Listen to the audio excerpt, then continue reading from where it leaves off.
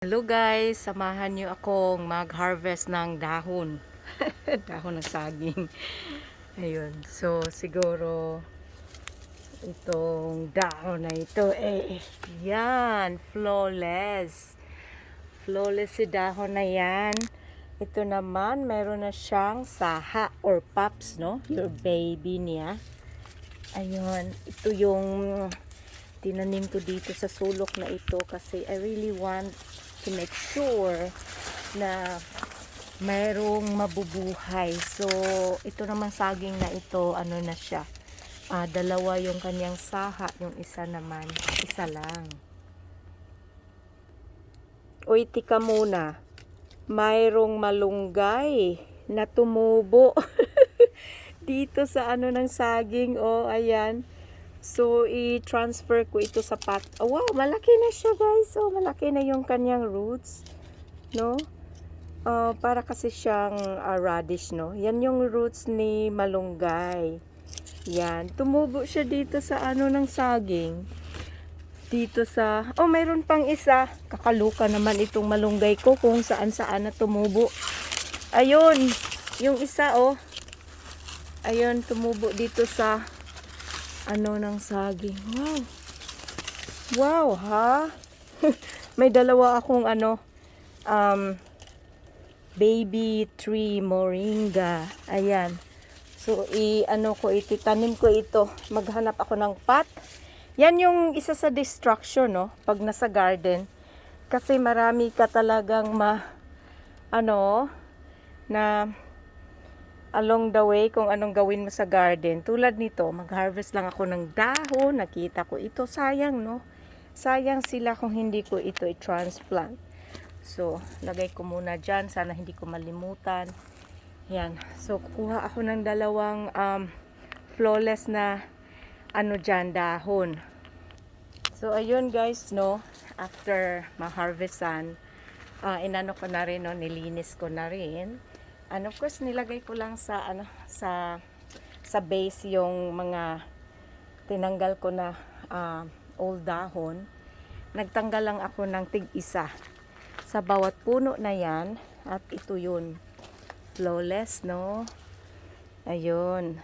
Yung pangalawa. So, punta naman tayo sa bunches na dito, na group.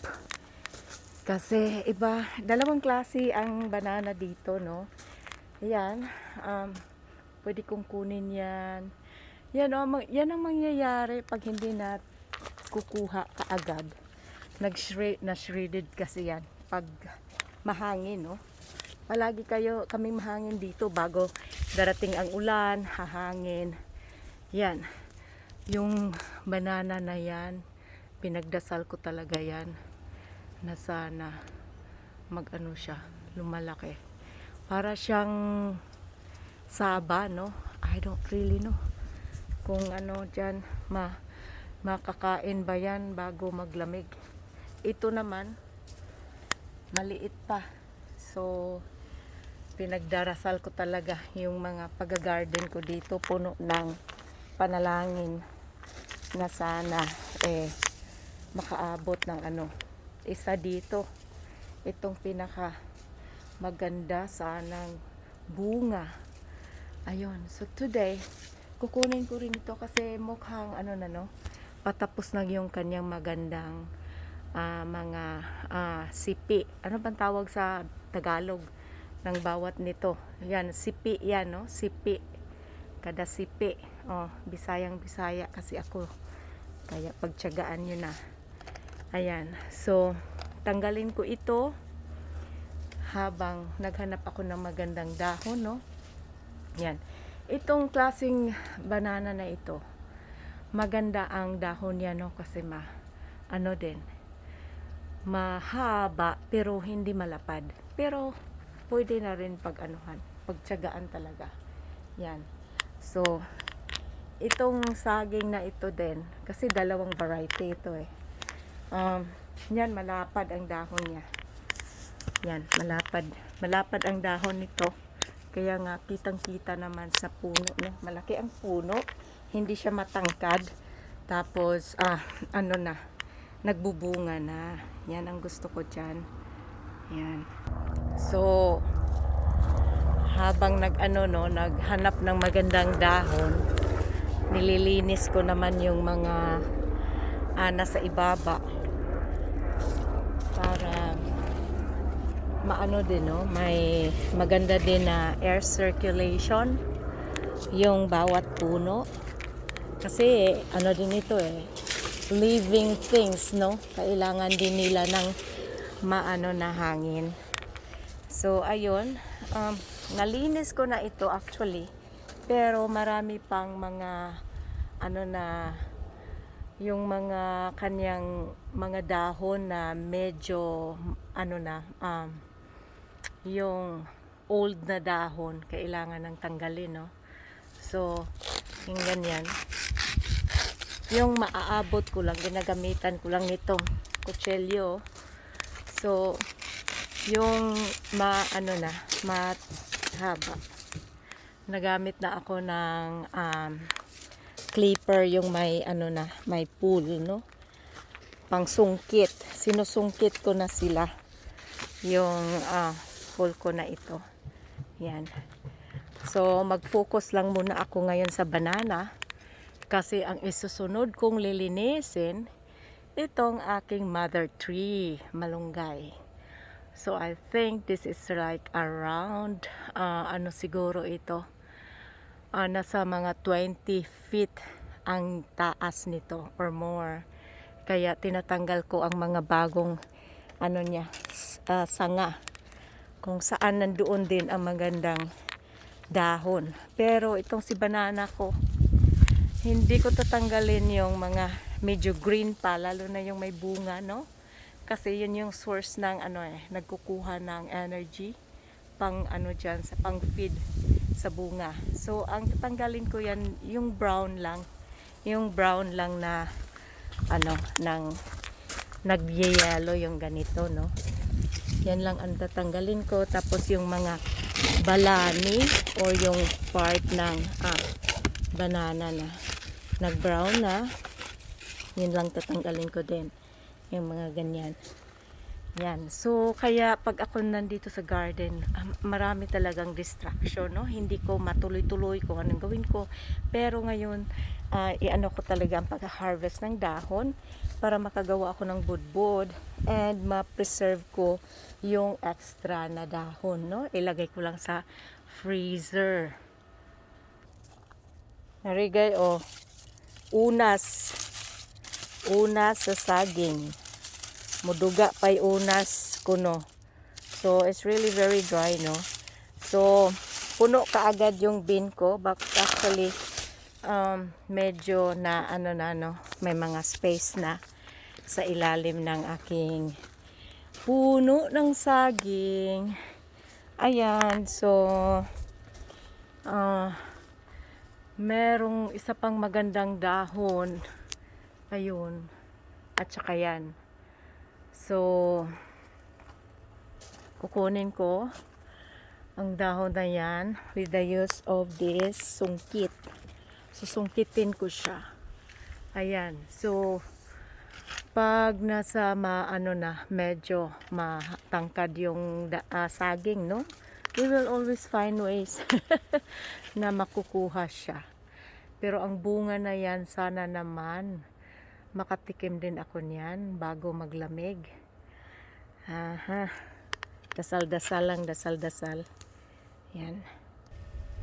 So ito na guys, naka-harvest ako ng siguro mga 7 na dahon. So ito flawless siya, wala siyang ito 4 na puro magaganda. And then dito meron din palang 4. So may 8 na ako. Meron pa akong 3 puno na kukunan doon sa likod. Ito naman meron siyang mga na shred, pero mayroon pang maganda na part, no? So inano ko lang yan, tinatanggal ko pa rin, hina-harvest ko pa rin kasi nagagamit naman yung ibang part, no? So para hindi masasayang talaga. And then yung mga nalinis ko, na mga sira-sira na yung nasa ilalim. Ito, ibalik ko ito sa garden. Kasi maano din ito pag ma-decompose na ito, it will add food din sa garden. As organic matters naman ito, wala naman tayong chemicals or pesticides na inano sa garden. So, kailangan kung ano yung tinatanggal sa ating mga puno, ibabalik din natin. But I'm not going to use that there sa base kasi doon lalabas yung kanilang babies, no? Yung pups. Yung pups or saha. Tulad nito. Yan. So yan may ano na may saplings na aray, may bato pa. Yan. So mag-feeding ako ng aking mga saging after the fall break kasi mag-fall break pa sa school, so we'll be out of town at mag-ano pa ako ng compost soil, organic soil para ilagay dito sa base para naman yung mga pups na ito lumalaki na healthy at hindi masisira sa winter kasi pa winter na rin. So kailangan is ano ko na ito. At itong corn ng corn ng saging. Diyan labas yung mga pups, yung saha. So ika-cover ko ito ng organic soil hanggang like around 3 inches high. And para maging healthy yung susunod na mga pups niya. Yan. Yan, tanim ko dito guys yung dalawang yung dalawang malunggay na tumubo doon sa banana leaf, no? Yung shoulder ng banana. Doon tumubo, siguro ito yung liso, yung seeds na kasi pagka after summer pag maghangin at mayroon ng mga mature na seeds sa puno, naglilipara na lang yan kung saan-saan. So yung nakakatch ng banana leaf, ito yung dalawa. Ay, naku talaga kaloka. Noong una ang hirap kong buhayin itong mga malunggay ko, pero ngayon kung saan-saan na lang tumubo, no. Dami ng mga volunteer. Yan. Yung mother tree. Yan guys, so kung saan ako nagtanim ng malunggay, no? Banana. So kinuha ko na yung isa doon. Ito, pa open pa siya. So parang alanganin, no? Pero pwede na rin kasi young pa siya at maano pa yung kanyang dahon. So kukunin ko rin yan. Ito yung isang nakuha ko sa puno na ito. And of course, may mga ito may na siya. Dalawang pups, dalawang baby. Ito baby din ito dati, pero ngayon malaki na. Pwede na rin yan magka-baby. Ganun lang. Yan. Wow guys, dito sa puno na ito, no, under the covered garden. So, hindi gusot or hindi masyadong nasisira yung dahon ng saging. So, 4 na yung 4 na yung nakuha ko. So, siguro kunin ko pa ito. Kahit na medyo old na siya, no.